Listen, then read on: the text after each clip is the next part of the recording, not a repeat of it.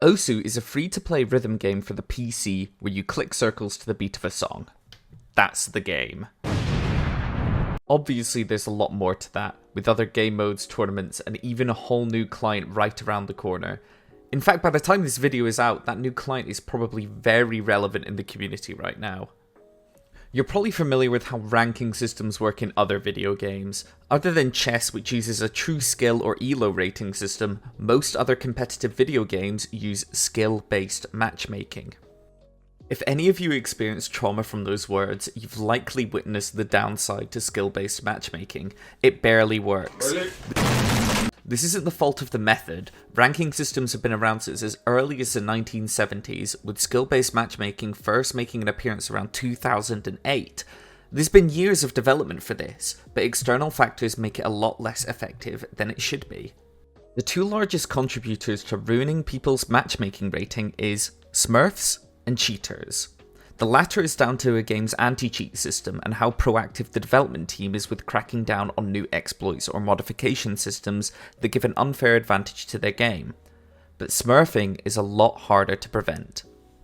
Since most games use a grouping technique for their ranks and never visibly show the player what their behind-the-scenes rating is, players have to get a net gain of their MMR, that's matchmaking rating, for a few games to rank up.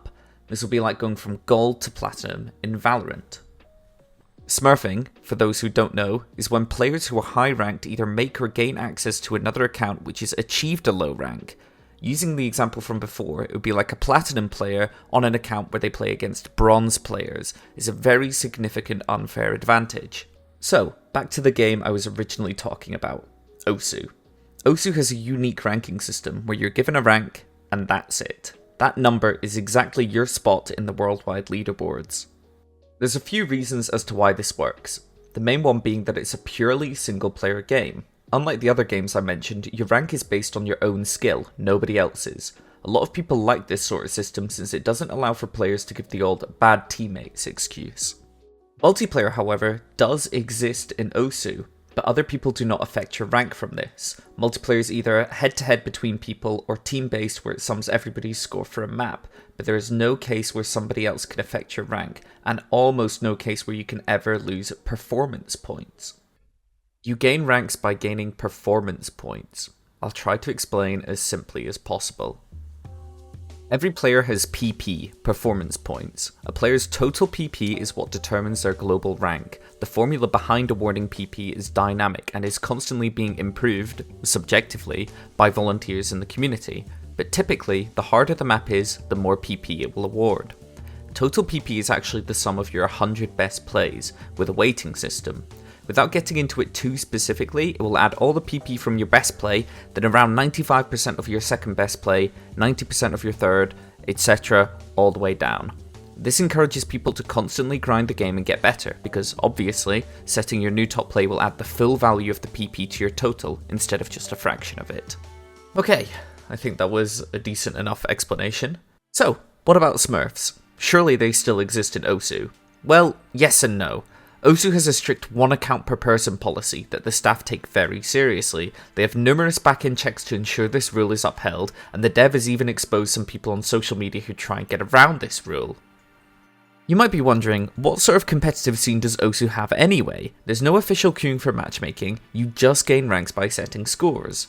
Well, there's a massive community tournament scene. If I was to go on the forums now, which you'll probably see on screen, there'll be dozens of tournaments open for registration. This is when we start to get to a whole new problem.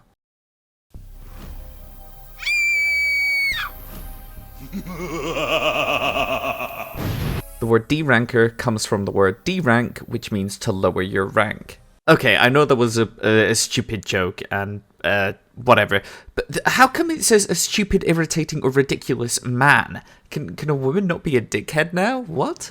Derankers are Osu's version of Smurfs. Because there's that rule in place that only allows one account per player, some people have taken it upon themselves to either not rank up or purposefully lose PP on their best scores to lower their rank. Earlier I said there is almost no case where you can lose PP. There is one exception. That's to somehow get a higher score on a map, but get less PP from it. Most people achieve this by holding a larger score combo while maintaining worse accuracy, or achieving a large number of misses after beating their old score. This tends to award less PP and overwrites our original score, which makes our total PP value go down. So, why do people do this? Because Osu's tournament scene is mostly community driven, featuring tournaments for both low and high ranked players, I'm sure you can see where I'm going with this, by intentionally maintaining a lower global rank, players can enter lower rank range tournaments and outskill their opponents, increasing their chances of winning the listed prizes. Efforts have been made to prevent this. For a tournament to be badged, which is essentially saying that a tournament has been approved by Osu, it has to follow guidelines for fair play and organisation. If you win a badge tournament, you get a neat little permanent icon on your profile.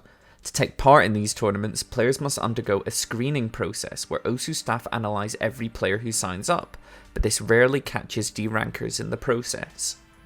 The other system in place to prevent Derankers is a community-made rank adjustment called the badge weighting system.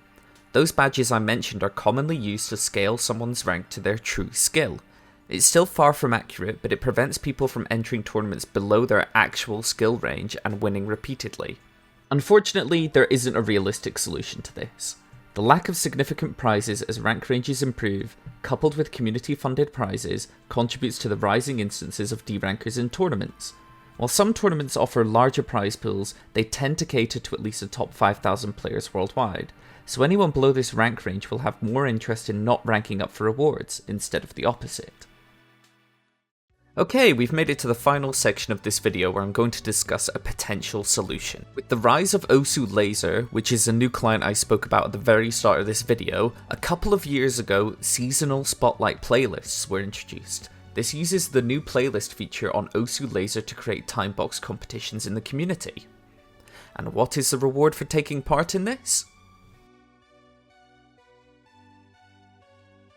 These ranks are interesting because they follow the same technique other games use by grouping people into skill areas, and best of all, you don't really know where you're going to end up until after the playlist is over. If having one of these ranks was to become a standard requirement for tournaments, instead of people being able to change their rank on the fly to fit newly announced tournaments, it would be the other way around. Your rank will already be on your profile, and you just have to wait until the end of the next cycle to get it to update. So players won't be able to alter their rank just to squeeze into a rank range. Along with this, if there was some sort of rank history implemented, tournament hosts could see players who have signed up and their rank history, and if there's someone who's very clearly played badly for a rank cycle, they would see it by comparison of their ranks in their recent history. There's obviously still flaws with this method, but I definitely see it as an improvement of what is currently standard, and it will really help improve fair play within the game.